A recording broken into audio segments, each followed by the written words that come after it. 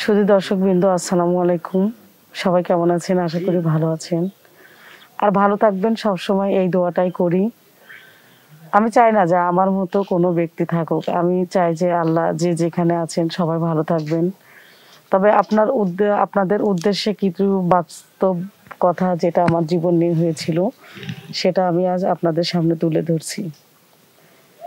শুধু দর্শকবৃন্দ, আমি ছিলাম একটা ধনী ঘরের মেয়ে, আমার বাবা মার একমাত্র আদরের মেয়ে।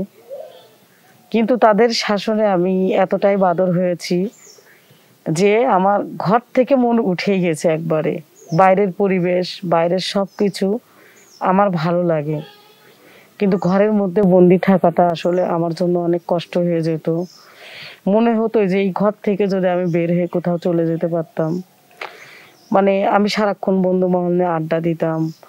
আমি কলেজে যাচ্ছি, বাইরে আড্ডা দিচ্ছি, সন্ধ্যার পর চায়ের টিটল স্টল থেকে শুরু করে বার পর্যন্ত, ইভেন বাংলাদেশের যতগুলো রিসর্ট আছে সেখানেই ভ্রমণ করাটাই হচ্ছে আমার ভালো লাগতো। এই দিনের পর দিন আমি যে একটা বেয়ারা হয়ে যাচ্ছি, এটা দেখার পরে আমার বাবা মাকে বলল যে তোমার মেয়ে কোথায় যায়, কিভাবে যায়, এটার একটা খোঁজ নেওয়া তোমার দরকার। তখন মা বলল, যাচ্ছে আমরা একটা কাজ করি, ওকে আমরা একটা ভালো ছেলে দেখে বিয়ে দিয়ে দিই। তখন তারা কি করলো, তাদেরই মতো একটা সম্ভ্রান্ত পরিবারে আমাকে বিয়ে দিয়ে দিল।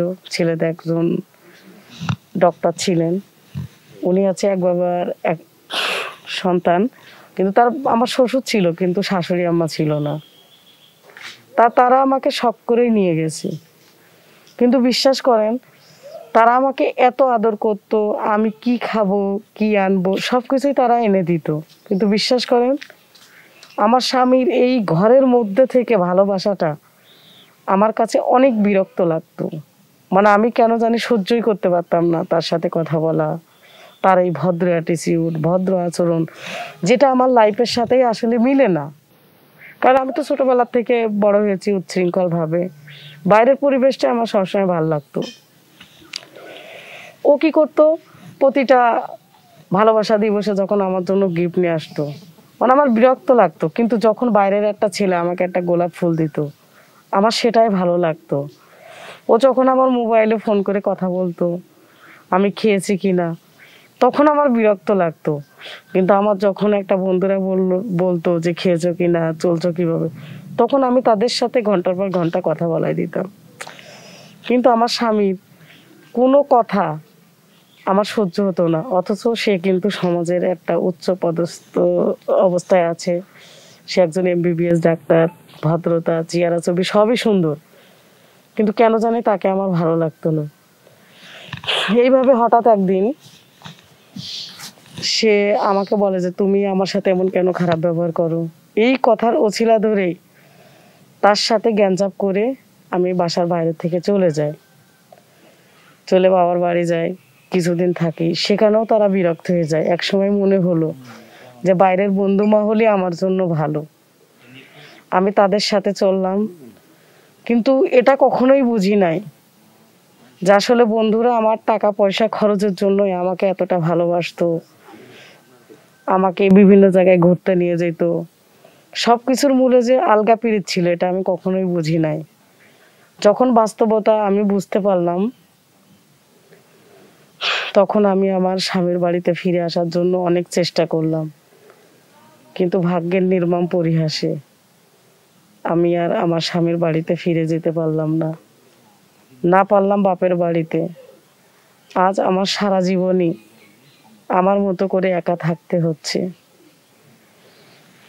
তাই শুধু দর্শকবৃন্দ, আমি সবার উদ্দেশ্যে এটাই বলতে চাই যে আমরা ইসলামিক মুসলিম কান্ট্রির মেয়ে, আমাদের সবাইকে উচিত ধর্মের পথে চলা, গার্জেনদের কথা মেনে চলা। আর আমরা যদি ধর্মের পথে চলি, তাহলে আমাদের কিছুটা মানবীয় নীতিগুণ আসবে, আমরা একটা শালীনতার মধ্যে থাকতে পারবো। আর একটা কথা বলি সবার উদ্দেশ্যে, বাইরের লোক যতই মিষ্টি কথা বলুক, আসলে ঘরের লোকজনের কথা তিক্ত হলেও সেটাই মধুর। আজ আমি আমার জীবন দিয়ে উপলব্ধি করছি। তো আমি চাই যে আমার মতো কোনো বোন যেন কোনো ফ্যামিলির অবাধ্য না হয়।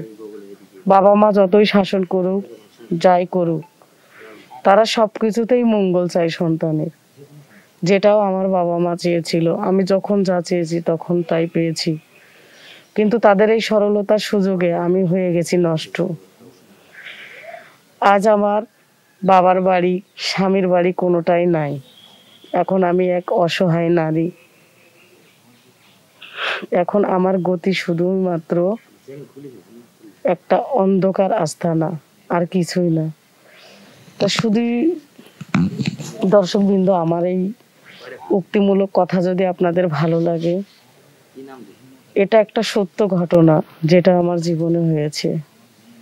তো আমি চাই না যে কোনো সন্তান যেন আমার মতো অবাধ্য হয়, কেউ যেন বাইরের কারণ মিষ্টি কথায় না ভিজে।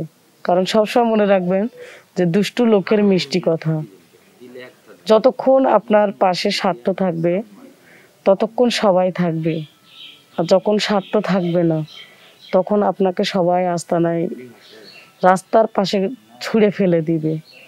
এটাই হচ্ছে আমাদের মেয়ের জীবন। তাই আমাদের প্রতিটা মেয়েরই উচিত শালীনতার সাথে চলা, গার্জেনদের কথা মতো চলা। আর বাইরের লোক যতই মিষ্টি কথা বলুক, ঘরের লোকের কথা তিক্ত হলেও সেটাই জীবনের আশীর্বাদ হয়ে আসে।